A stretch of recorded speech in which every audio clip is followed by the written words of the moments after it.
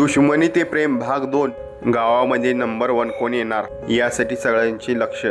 पहिल्या भेटीत झालेले भांडण आरो आणि सईच्या मनात तसंच होतं। दोघांनाही एकमेकाचा तिरस्कार आणि राग येत होता। मनातलं काय केल्याने जात नव्हतं त्यांचा राग, पण नशिबाने त्यांना पुन्हा समोरासमोर आणण्याची तयारी चालू केली होती। गावामध्ये युवा स्पर्धेची दौंडी दिली होती। गावामध्ये जो कोणी युवा जो कोणी युवती चांगले काम करल त्यांना गावाचा नंबर 1 युवती किंवा युवक मानला जाईल। यासाठी गावातील सन्मानक चिन्ह दिले जाईल व त्यांचा सत्कार केला जाईल असे सर्व सगळ्या गावातल्या युवक युवतींनी स्पर्धेमध्ये भाग घ्यायचे ठरवले होते। त्या स्पर्धेमध्ये आरव व सई येणार होते। आरव म्हणाला, याही वर्षी पुरस्कार मीच जिंकणार। आरवचा मित्र रोहन म्हणाला, अरे बाबा, सई सुद्धा या स्पर्धेमध्ये आहे, विसरू नकोस। ती सई असू दे अगर कुठलीही मुलगी असू दे, पण या बारीनं स्पर्धा मी जिंकणार। सई म्हणते, या वर्षी पुरस्कार मीच जिंकणार। सईची मैत्रीण प्रिया म्हणते, अगं सई, पण आरव फार लोकप्रिय आहे। पण सई म्हणते, तो लोकप्रिय असला तरी पण मेहनत मी जास्त करेन, मीच जिंकणार। स्पर्धेचा पहिला टप्पा गाव स्वच्छता मोहीम। आरव म्हणतो, मित्रांनो, आज आपण बाजारपेठ स्वच्छ करायची आहे। त्याची मित्र म्हणतात, हो कॅप्टन, ठीक आहे।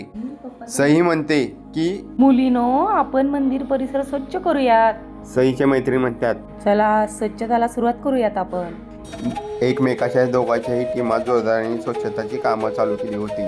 हे करत असताना आरव आणि सई अचानक पुन्हा एकत्र समोरासमोर आले। सई आरवला टोचून म्हणते, काय ग प्रिया, काम करते का नुसतं आदेश सोडत राहते ग? असे म्हणणे आरवच्या कानावर जातात। आरव अरे रोहन, माझे काम बोलते, मला वेगळं सांगावं लागत नाही। सई पुन्हा आरवला टोचून बोलते, खूप अभिमान आहे असं वाटतं का? आरव म्हणतो, रोहन, तू स्वतःला फार हुशार समजतोय वाटतंय। सई आणखीन आरवला टोचून बोलते, मी जे करते ते करूनच दाखव।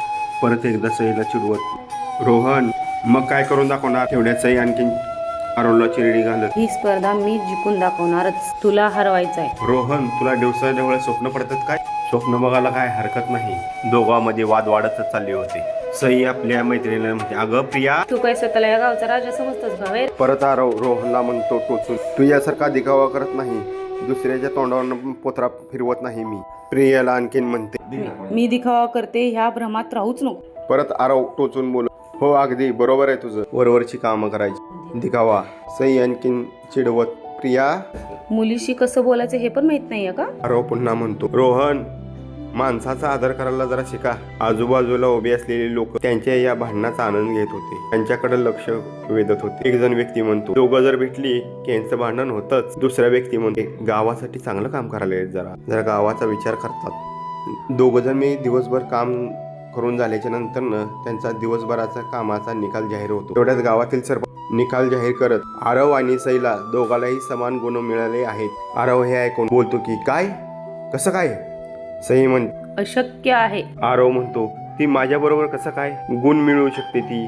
सई म्हणते, माझी बरोबरी करायला तुला खूप जन्म घ्यावं लागतील रे। तुझ्या बरोबरी करायची का नाही किंवा परत जन्म घ्यायचा नाही हे परत पुढच्या पुढे बघू, पुढच्या फेरीत दाखवून देईल मी तुला, मी काय चीज आहे ती तुला। तेवढ्यात सई म्हणते, नक्की बघून घेईन। दोघाचा एकमेकाबद्दल राग एकमेकाच्या डोळ्यात दिसत होता, पण त्यांना माहित नव्हतं त्या पर्देला कोणाची तर नजर लागणार होती। गावाच्या बाहेरून आलेला एक अनोळखी माणूस त्यांच्याकडे पाहून हसत होता। अनोळखी माणूस म्हणतो, आता तर खरा खेळ चालू झालाय, आता या खेळाला खरी मजा येणार।